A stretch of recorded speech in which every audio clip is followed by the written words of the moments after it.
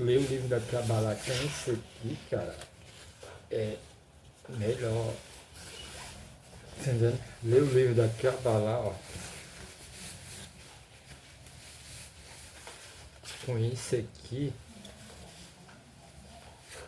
eu tava vendo que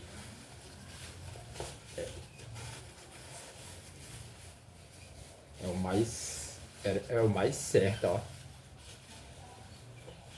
Explicou. Lê o livro da Kabbalah com esse aqui, é o mais certo. Eu tava vendo aqui, cara. Por quê? Porque os espíritos, mas ele não tem isso aqui, né? Então, ler o livro da Kabbalah com esse aqui, ó, é o mais certo. Eu tava vendo aqui, né? Eu tô colocando esse espírito no meio, mas é verdade, né? Quando tu tá colocando isso aqui, significa que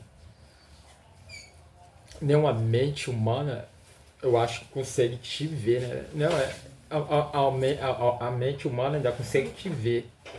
Mas só que com isso aqui, cara, eu acho que. Tá vendo? Tá.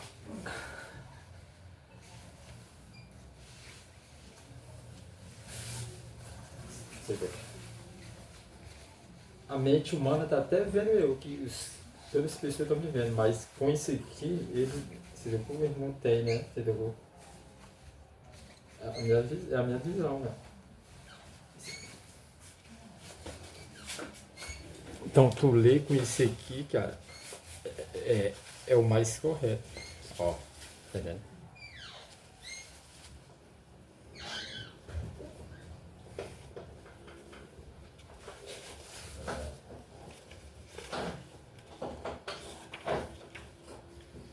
Então eu não sou nenhum cabalista, não, eu só tô lendo o livro que já tá feito, tá vendo?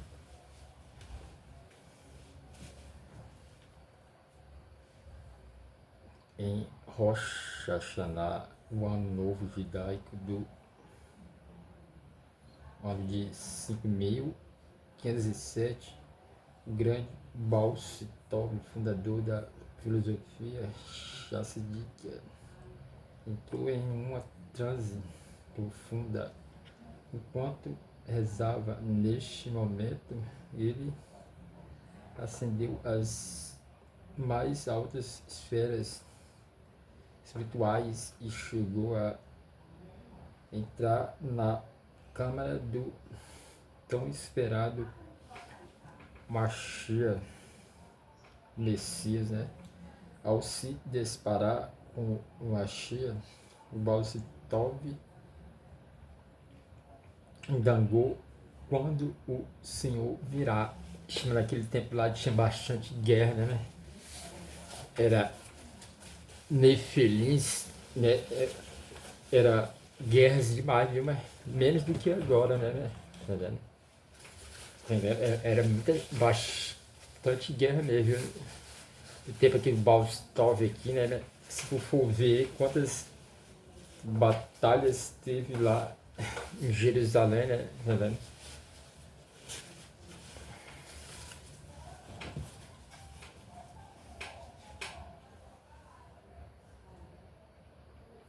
E recebeu a resposta quando suas fontes e os ensinamentos sacídicos se espalharem para fora e aos locais mais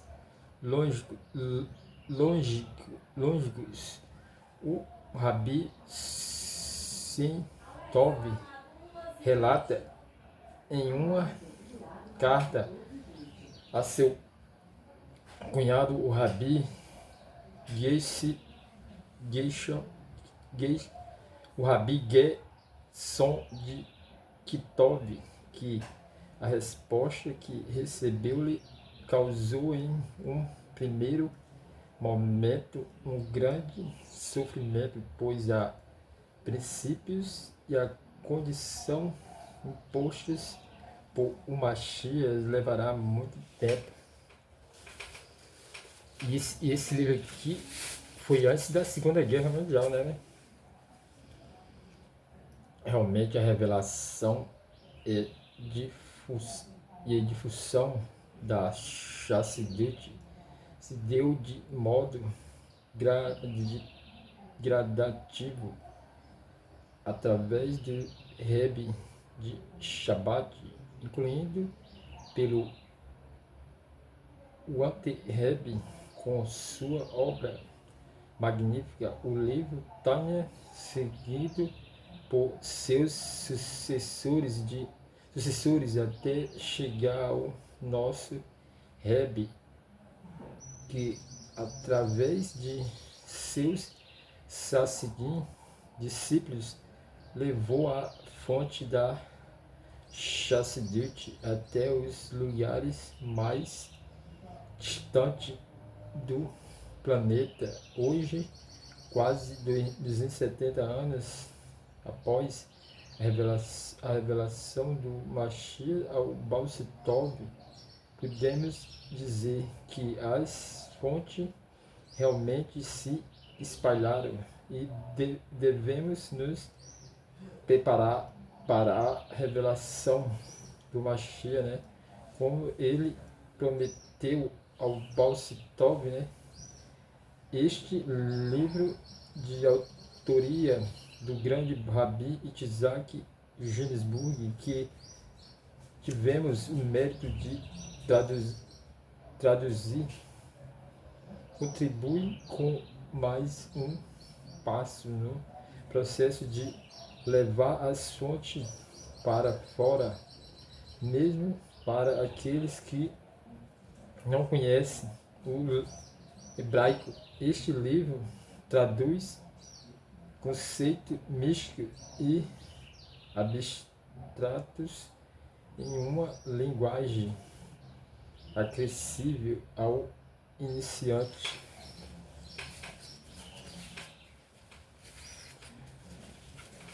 Então, eu estou lendo o livro com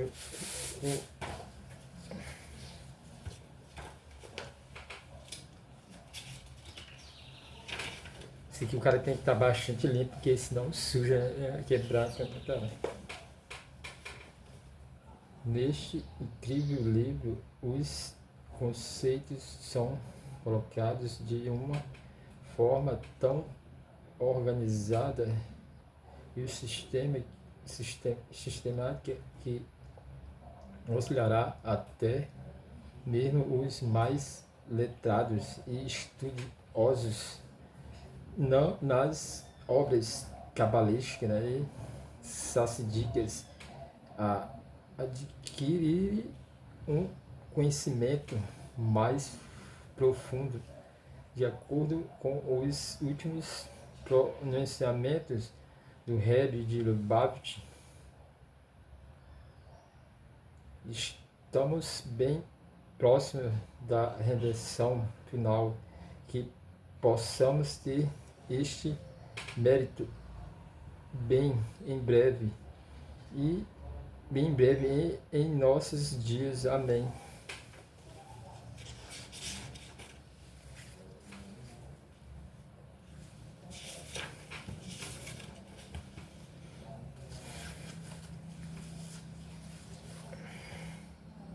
A palavra hebraica Kabbalah tornou-se o termo padrão usado para referir-se à vasta gama do pensamento, a práticas místicas, né, transmitido de geração em geração como parte da tradição judaica. O uso popular deste termo remota ao final do século XII. Antes disso, os ensinamentos do misticismo judaico era conhecido por outros nomes.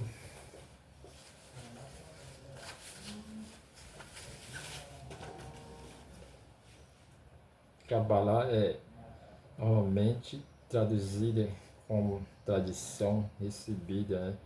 Neste sentido, a Kabbalah transmite a continuidade de uma tradição que foi passada de geração em geração. Porém, originalmente na Torá, a palavra Kabbalah vem do verbo corresponder em hebraico. Poderíamos então nos perguntar o que correspondência tem a ver com misticismo, né? Em uma breve resposta, boa parte de nosso conhecimento sobre o mundo se dá por meio da correspondência entre uma coisa e outra. Nós traçamos paralelos entre as coisas com as quais estamos familiarizados e aquelas com que não estão, isto é, especialmente verdadeiros quando os assuntos de nossas inquisição, não, inquisição são os aspectos escondidos, secretos e ocultos da realidade para compreender aquilo que dirige e orienta nossa realidade. Devemos primeiro entender os modelos místicos básicos e então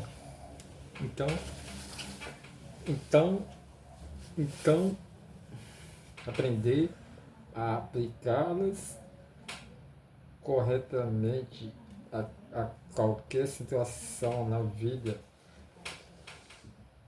A base para estabelecer tais correspondência e a união essencial da criação e da divina única, de onde tudo emana-se. O Criador não fosse uma unidade singular, ou melhor, a própria essência da unidade, poderíamos interpretar de forma equivocada as dimensões ocultas de nossa realidade. A metodologia cabalística, tanto teórica quanto prática, se baseia na construção de correspondência entre os aspectos revelados e ocultos da realidade. Ao analisar corretamente uma questão de interesse com base nos modelos cabalísticos, né, tradicionais, conseguimos entender seu passado, presente e futuro. Somos capazes de explorar o processo de criação que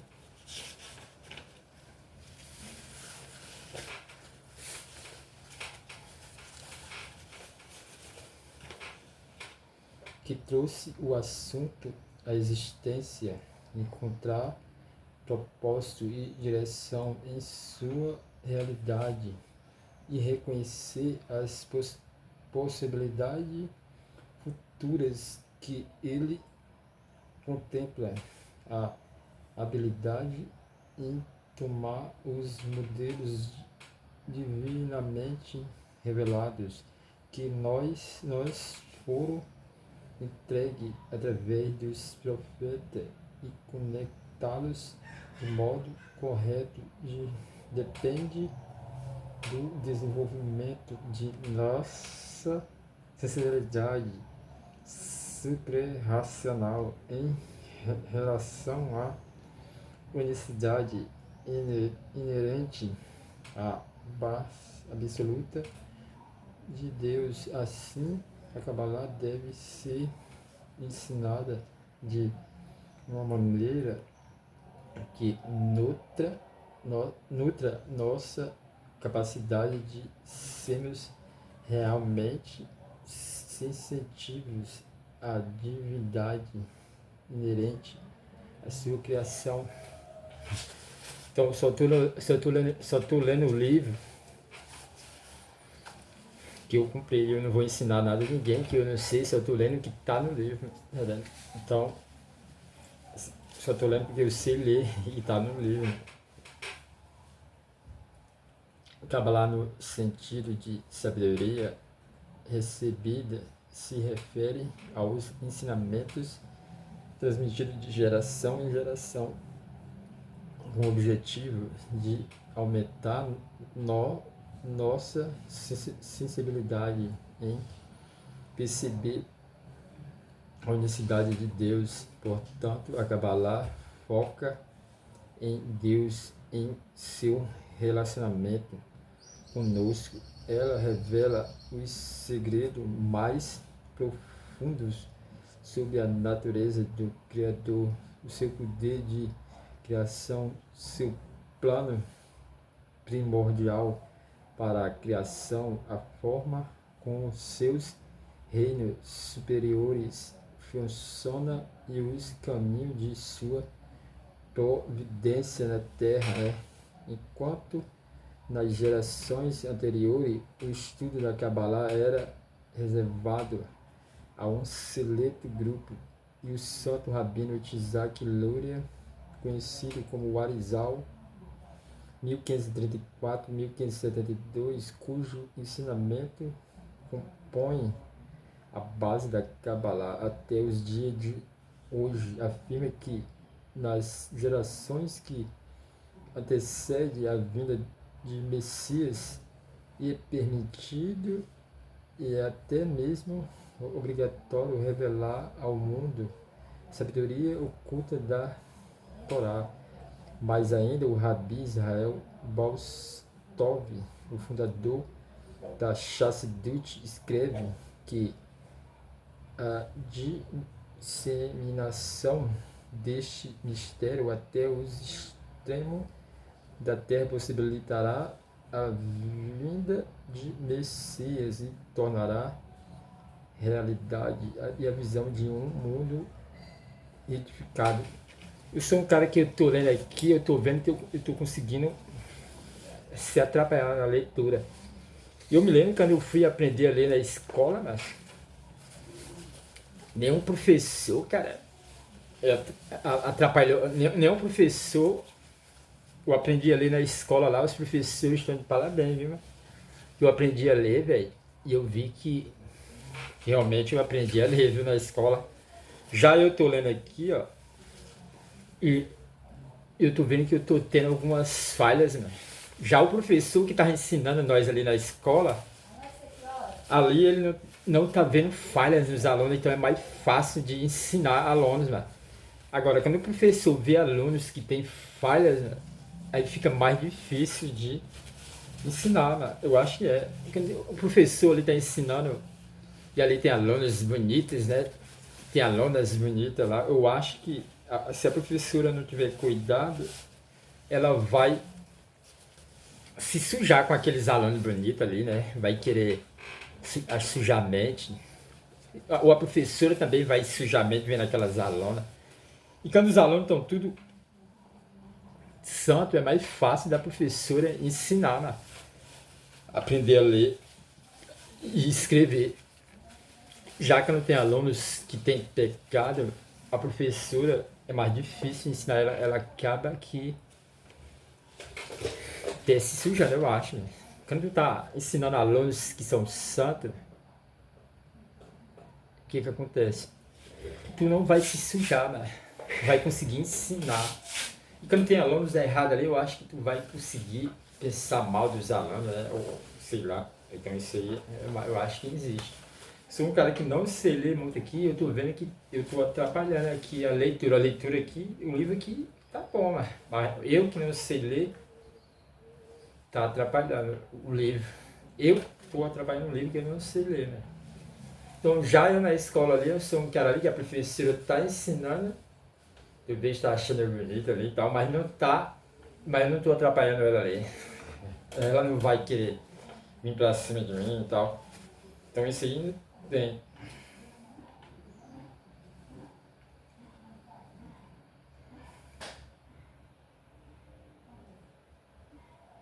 a revelação da Kabbalah. Kabbalah é a dimensão interior da teoria Torá em seu sentido mais amplo, e tanto a Torá escrita quanto a tradição oral. Portanto, é impossível ver a Kabbalah como algo que não é explicação mais profunda dos segredos da Torá, mas pessoalmente Kabbalah é uma combinação de profecia e sabedoria. Historicamente, a Kabbalah se desenvolveu a parte do espírito. Então, pois é, o livro aqui está bem escrito. O problema é que a minha leitura, mano, não estou conseguindo ler, entendendo? Isso que eu estou dizendo. Mas se aqui fosse uma mulher, né, e tivesse ali ensinando eu, fosse uma mulher ensinando eu aqui, e ela vendo eu, ela podia se sujar, cara, pensar besteira de mim, ou algo a mais, sei lá. Profético que já existia, né, no judaísmo há mais de um milênio e meio, começando com Abraão no século 20 a.C., né, e se estendendo até a época do segundo templo, século 4 a.C., né? Infelizmente, a natureza da profecia é comumente vulgarizada. Embora a profecia inclua visões do futuro, o seu propósito principal sempre foi enxergar o divino, e por meio da profecia que Deus revela a si mesmo, né, a sua vontade aos seres humanos. O espírito da profecia que preenchia a profecia individuais, né,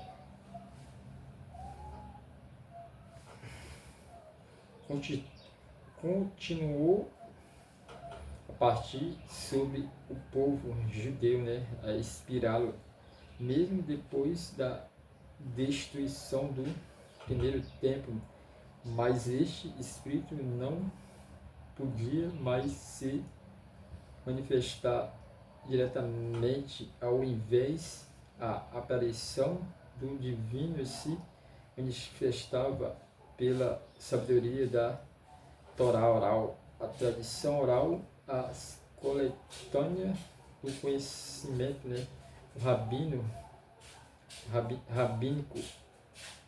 rabínico que começou a se desenvolver na época do segundo templo e continua até os dias de hoje. Uma das diferenças centrais entre sabedoria e profecia é que sabedoria é dada à pessoa que estuda e desenvolve sua mente racional.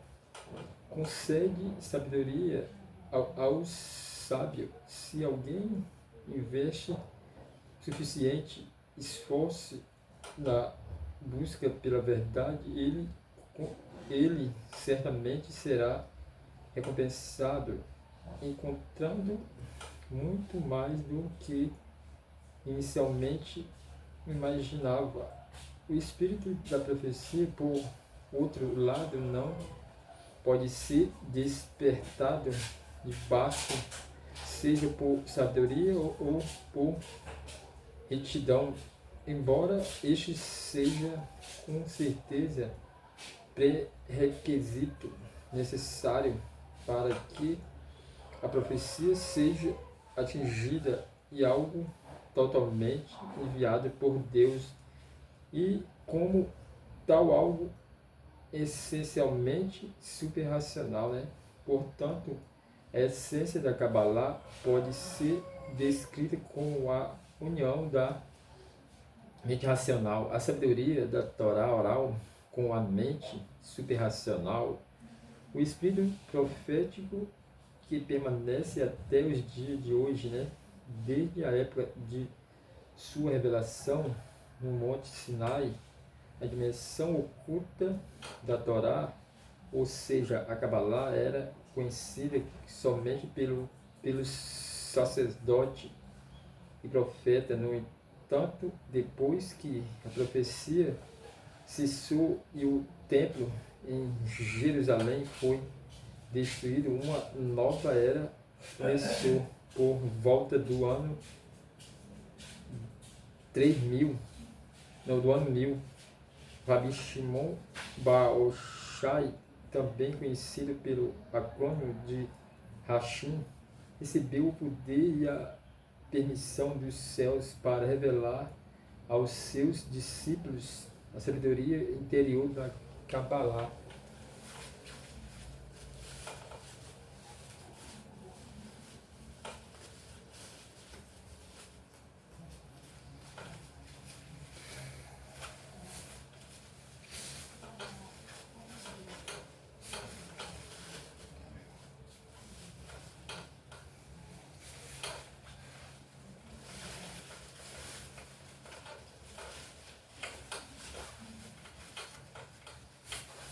Então, esse aqui é assim, cara. Entendeu?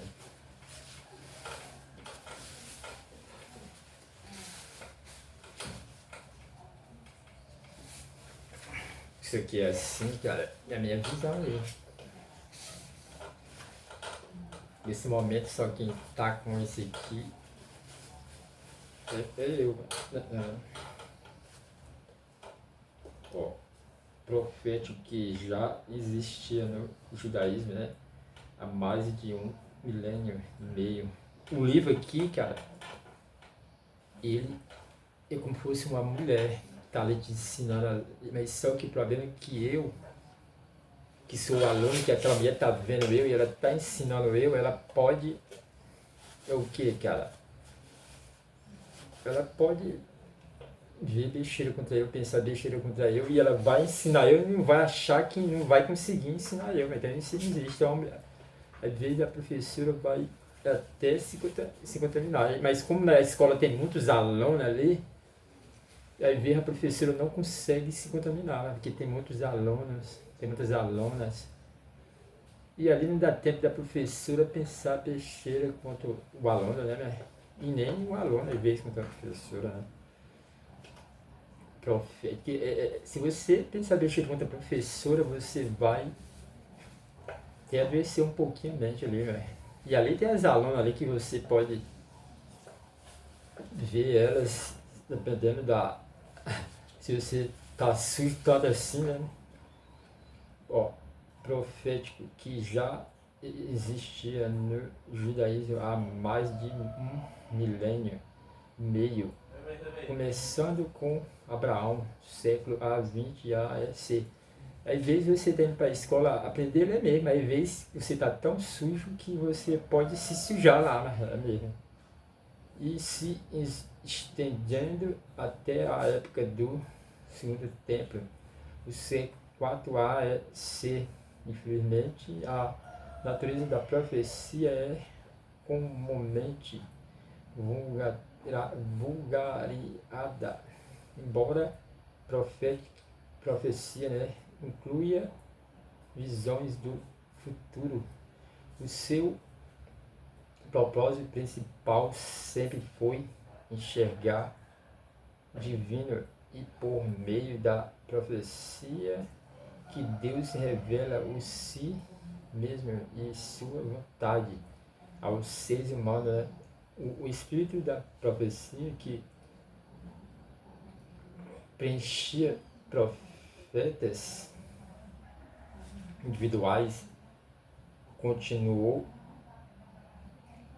a pairar sobre o povo judeu, inspirá-lo mesmo depois da destruição do primeiro templo, mas este espírito não podia mais se manifestar diretamente. Ao invés, a aparição do divino se manifestava pela sabedoria da Torá oral, a tradição oral, a coletânea do conhecimento rabínico que começou a se desenvolver na época do Segundo Templo e continua até os dias de hoje. Uma das diferenças centrais entre sabedoria e profecia é que sabedoria é dada à pessoa que estuda a desenvolver sua mente racional.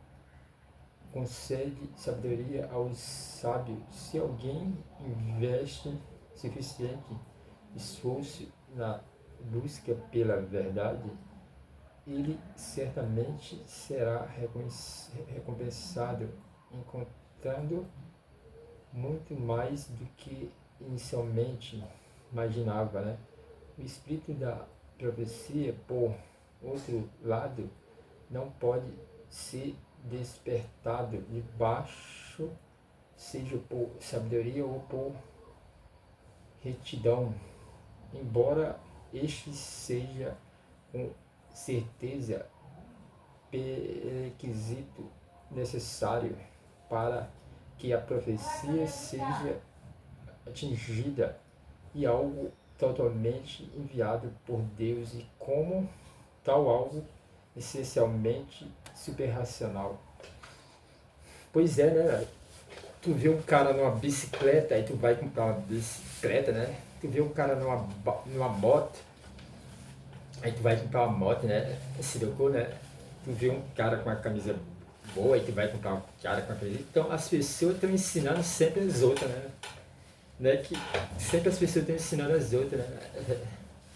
Tu vê um cara com uma moto, aí tu vai comprar uma moto, né? Tu vê um cara com carro, aí tu vai comprar um carro, né? Não, tu vê um cara guardando grana, aí tu vai guardar grana. Então as pessoas estão sempre copiando as outras, né? Portanto, a essência da Kabbalah pode ser descrita como uma união da mente racional, né? A sabedoria da Torá oral com a mente superracional, o espírito profético que permanece até os dias de hoje, desde a época de sua revelação no Monte Sinai, a dimensão oculta da Torá, ou seja, a Kabbalah era conhecida somente pelos sacerdotes e profetas, né? No entanto, depois que a profecia cessou e o templo em Jerusalém foi destruído, uma nova era começou por volta do ano 100. O Rabi Simon Bar Yochai, também conhecido pelo acrônimo de Rabi, recebeu do Dei a permissão dos céus para revelar aos seus discípulos a sabedoria interior da Kabbalah. Tem uns rabinos aqui que eu acho que não vou nem ler o nome, que eles são muito difíceis. Então é isso que eu estou dizendo, né? Quando tu vê um cara com uma moto, aquele cara na moto tá te ensinando a comprar uma moto ali, né? É como se ele tivesse ali ensinando tu a comprar uma moto para tu andar de moto, né?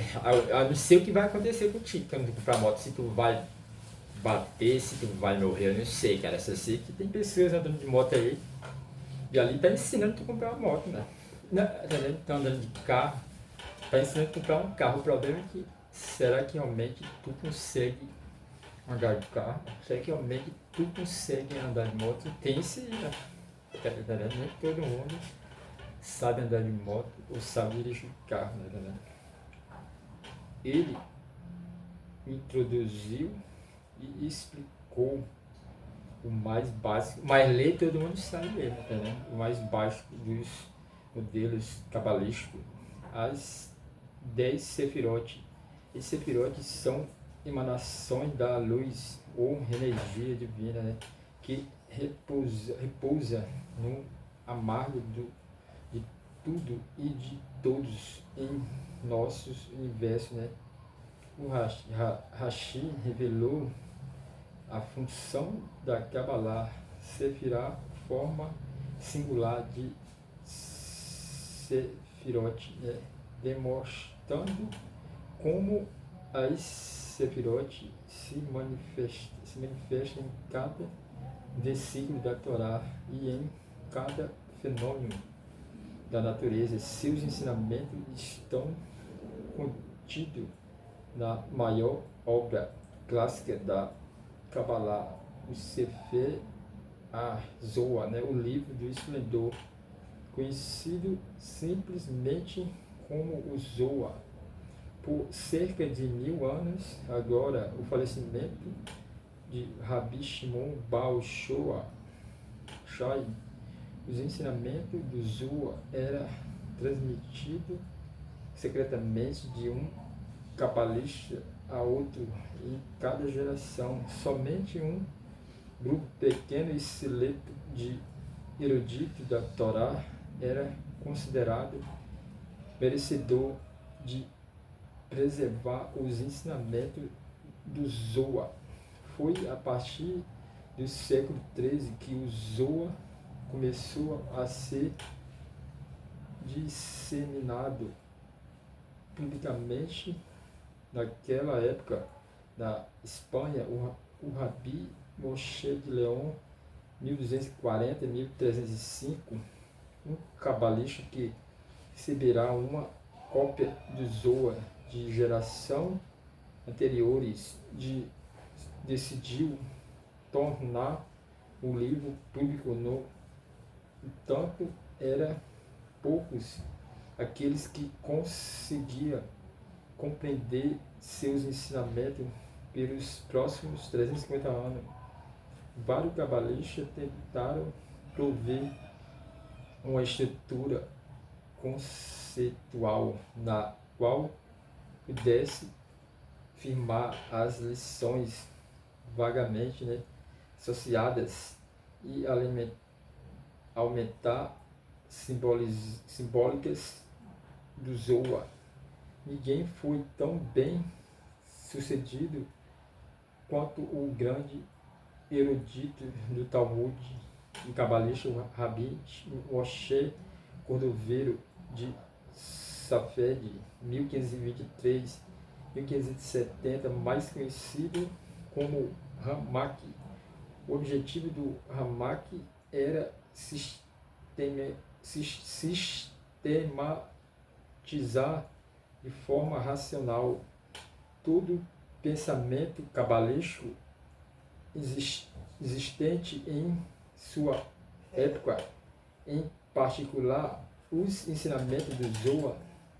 Em sua obra magna, Pades Rimome, o Pormá de Romas, Ramak demonstra a unidade fundamental da tradição cabalística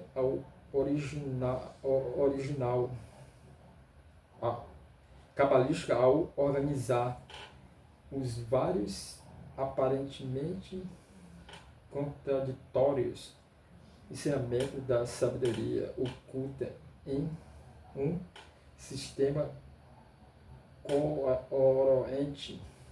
A base do sistema do Ramak consiste de uma detalhada descrição de como Deus, através das 10 Sefirot, desenvolveu a realidade finita.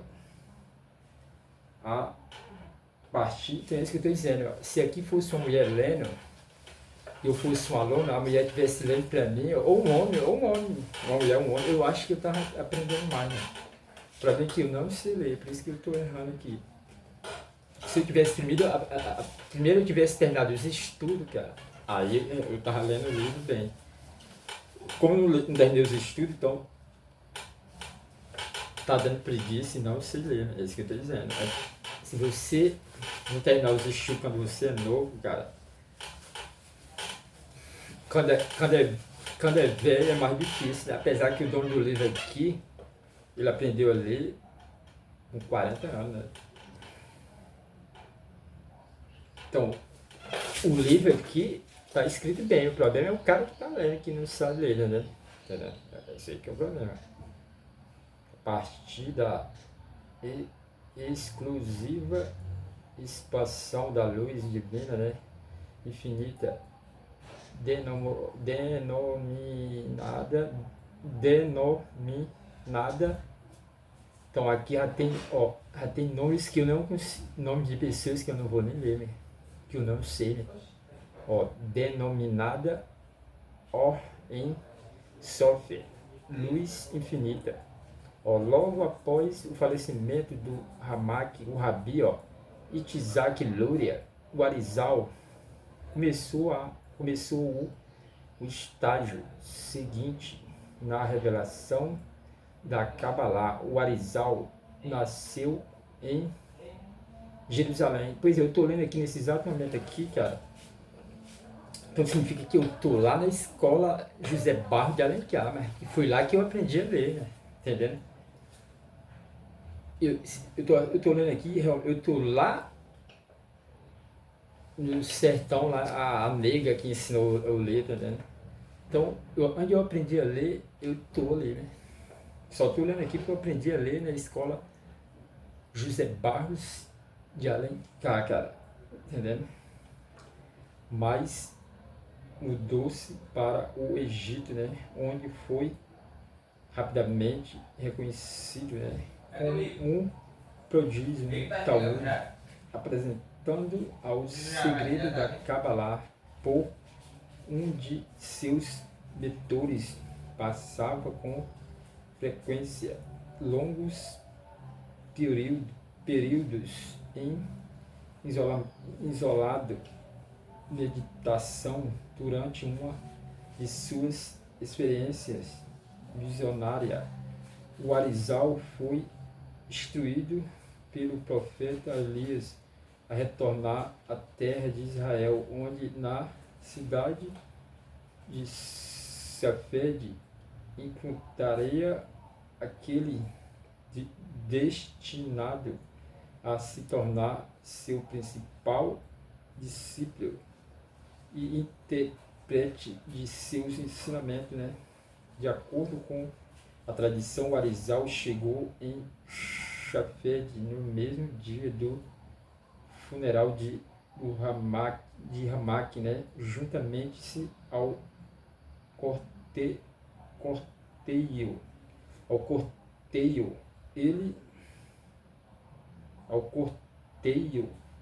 ele visionou um pilar de fogo sob o caixão, um sinal de que ele deveria herdar o manto de liderança do falecido.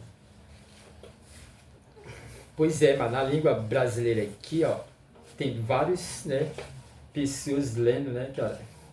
A língua hebraica é onde tem os maiores santos do mundo, né? Aqui no Brasil tem aí os caras mais santos do mundo. Vamos ver aqui, vamos colocar aí o Malafaia, né? O Macedo, né? Não, são pessoas que a língua portuguesa, será que a língua portuguesa é uma língua santa? Tem alguma pessoa santa mesmo, né? Vamos colocar aí o Malafaia, né? Colocar aí o Macedo aí, coloca aí o Valdemiro, né? Deve ser esse, entendeu? Será que a língua brasileira tem algum cara santo mesmo, hein? Lá em Jerusalém tem a língua hebraica, que é a língua conhecida do mundo. Agora, quem são os santos lá de Jerusalém? Tô colocando aí os caras aí que lê o livro sagrado, né? As outras pessoas não vou nem colocar, né? Porque nem lê, nem eu, entendeu? Então, será que realmente aqui no Brasil tem algum cara sagrado, santo, né? O que é um cara santo? Um cara santo, mas é um cara que dá esmola, né? Santo é esse. Santo não é um cara. Santo não é um cara que lê, não, só lê, não. Tem que dar esmola também, né? Santo não é um cara que lê, não, entendeu? É isso que eu tô entendendo. Ah, será que no Brasil tem algum psicopata, né? Eu acho que no Brasil não tem psicopata não, mas agora nos Estados Unidos tem, viu? No Brasil não tem psicopata não, viu? Eu nunca vi não, agora nos Estados Unidos tem. Ó, de acordo com a tradição, o Arizal chegou em Safed no mesmo dia do funeral do Ramak. Juntando-se ao cortejo, ele visitou um pilar de fogo sobre o caixão, um sinal de que ele deveria herdar o manto de liderança do falecido. Talvez é, né? Aqui no Brasil não tem nenhum psicopata não, mas pode ter um psicopata pistoleiro, né? Ou pode ter um psicopata ali que não tem não, né? Mas nos Estados Unidos tem. Por que existe psicopata? O psicopata não existe, né? Mais nas polícias, né? Que vai atrás dos ladrões. Os psicopatas são, para mim os psicopatas são mais, a maioria são policiais, né? Que aqueles ladrões ali fez raiva a eles ali e ali eles viraram psicopatas. A maioria dos policiais são, quase todos são psicopatas, né? Porque ali ele ficou com raiva do ladrão, foi atrás, né? Como ladrão também vai virar um psicopata, vai ficar com raiva da polícia. Tu vê que no Rio de Janeiro só que tem psicopata, né? Com raiva das polícias lá. Só que tem, né? Entendeu? Então psicopata é mais, são ladrões com raiva da polícia ou polícia com raiva dos ladrões, né? Ó, o Arizal, então, pode ser uma mulher, né? Com raiva de um jovenzinho que não quer comer ela, é uma psicopata também, tem isso, né? Ela vira uma psicopata, né? Aquele jovenzinho ali, ela não consegue comer ela, não quer comer ela, ele não entende que tem que comer ela, e aquela mulher ali acaba virando uma psicopata dos cabaré. Ali tá fazendo a boa ação pros outros caras, né? Eu também acho que não né? Eu sei que eu falando, mas o Arizal então esperou pacientemente meio ano, não fazendo nenhuma proposta direta até que seu predestinado discípulos, o Rabi Chaim Vital 1543-1620, se ofereceu para receber instruções. O Arizal viveu somente por mais 2 anos, falecendo aos 38 anos, mas naquele curto período de tempo ele conseguiu revelar um caminho completamente novo e profundo no estudo do Zohar.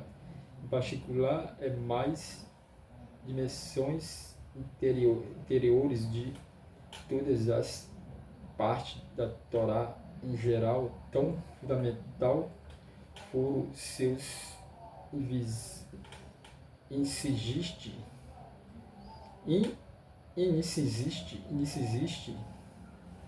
que até os dias de hoje o estudo da Kabbalah é vitalmente sinônimo de estudo dos escritos do Arizal. Pois é, a maioria dos psicopatas são prostitutas que estão nos cabaré, né? E aqueles caras que comem muitas mulheres acaba virando psicopatas. A maioria dos psicopatas vira o cara dos cabaré, né? Tá cheio de psicopatas no cabaré. Aquela mulher ali sendo psicopata, né? Ela rola o pescoço tudo brincando. Se tu não der a grana, né? Ela rola até teu pé, né? Deixa tu ter esse pé ali, né? Elas são tudo psicopata. Entendeu? A maioria dessas mulheres de cabaré são de psicopata. Se você comer um ali sem grana, ela só pode ter certeza que sua vida está em perigo, entendeu? Ó, no centro do sistema do Arizal encontra-se uma descrição radicalmente, né, nova da criação, diferente do Ramak, que via as forças da criação como aparentemente independentes umas das outras e avançando linearmente de uma maneira evolutiva, e o Arizal via a constelação de forças em ativo umas com a outras em todos os estágios da evolução. Ele descreveu as Sefirot não como pontos de dimensão zero, ou mesmo como linhas ou fios de dimensão única, mas como entidades. Então, pois é, né? A maioria dos psicopatas estão ali no escabaré, né? Vira psicopata através do escabaré. Aquela mulher ali, se tu não pagar, ela te mata, né? E como aquele cara ali que tá, aqueles caras que tanto comiam mulher ali, eles podem virar, aquela mulher não se garantir, eles podem até matar ela, assim. Então os psicopatas, a maioria estão nos caras do escabaré, né? Então, ó, tentativas complexas e dinâmicas, conhecidas como participim, personas, cada uma com um caráter humano simbólico. De acordo com o Arizal, as forças criativas são a dimensão interior oculta da realidade, investido dentro dela e, portanto, continua a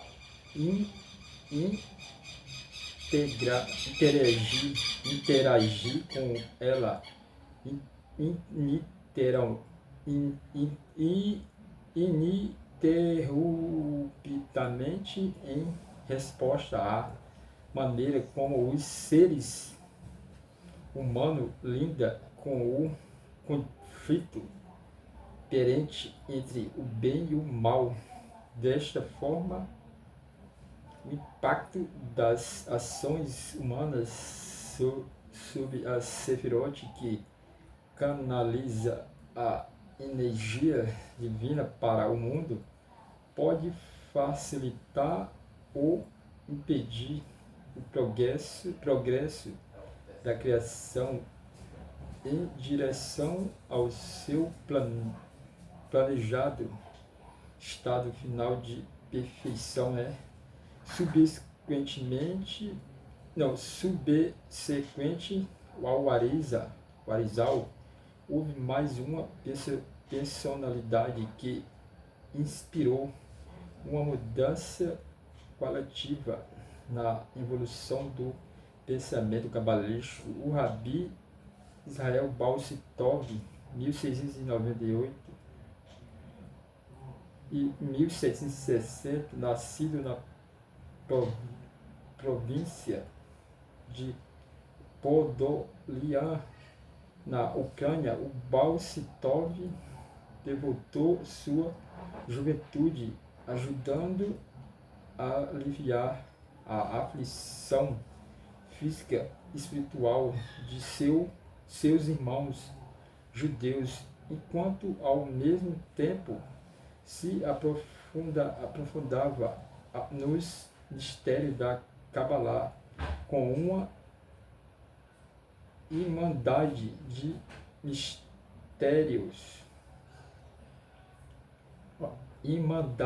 místicos, conhecida como Nistarim, os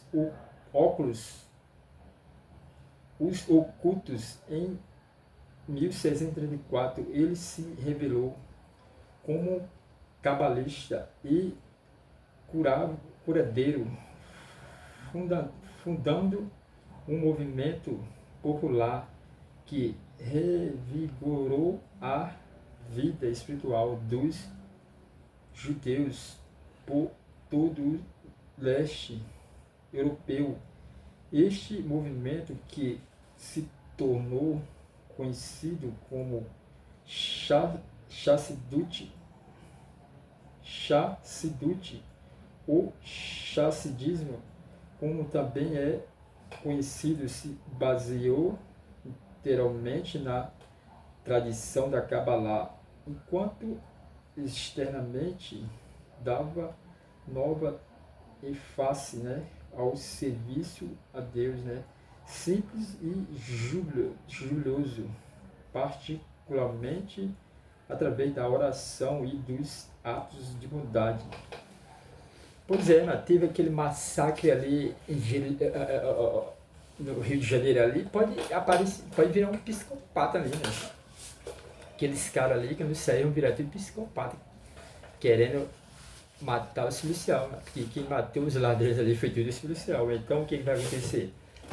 Vai acontecer que os caras vão virar tudo psicopata, com raiva da polícia, querendo vingar esse do corpo. Não é, né? A minha visão. Né? Vão virar tudo psicopata, né? Ó, se não tiver cuidado, né? Se eles não estiver lendo o livro lá, entendendo? Se eles não entender a verdade, né? Então todos vão virar tudo psicopata, porque eles ali vão querer cobrar, né? A morte dos amigos deles ali, né? E vai virar psicopata, né? Ah, entendendo? Ficar com raiva, né? Entendendo? Foram os discípulos do Baal Tov, particularmente o Rabi Seneu Zalma, de Liad, 1645-1812, o ator do Taina, o fundador do ramo Shabbat da Chassidut, que trouxe à luz e divulgou a profunda compreensão do Baal Tov, né, sobre o pensamento cabalístico com o pensamento chassídico, a doutrina abstrata com frequência impenetrável da Kabbalah clássica, né, foi reformulada em uma linguagem que descreve a experiência da psique e da alma humana, ao usar nossa experiência anterior como pessoas, como um modelo alegórico para o entendimento dos mais profundos mistérios do universo. A Chassidut mostrou ser capaz de elevar a consciência. Pois é, tu vê que o Jesus de Nazaré que veio para levar os pecados do mundo, né? Coloca pai contra filho, filho contra pai, irmão contra irmão, não sei o que, né? E tu vê que ali, os ladrões ali, agora eles estão tudo com raiva das polícias, né? Na minha visão, mano. Então esses caras ali vão virar um psicopata, né? E como os policiais também vão virar tudo psicopata, porque eles vão ficar ali, eu não sei, né? Se eles vão ficar com medo, eles vão virar mais psicopata ainda, ficar com medo. E se ficar com raiva, vai virar mais psicopata ainda. E se não ficar com medo, não vai virar psicopata, não. Se ficar com medo, vai virar psicopata. E se ficar com raiva, também vira psicopata, hein? E se não ficar com medo, não vai virar psicopata, tá vendo? Só tem que saber que realmente, não sei explicar, não sei que...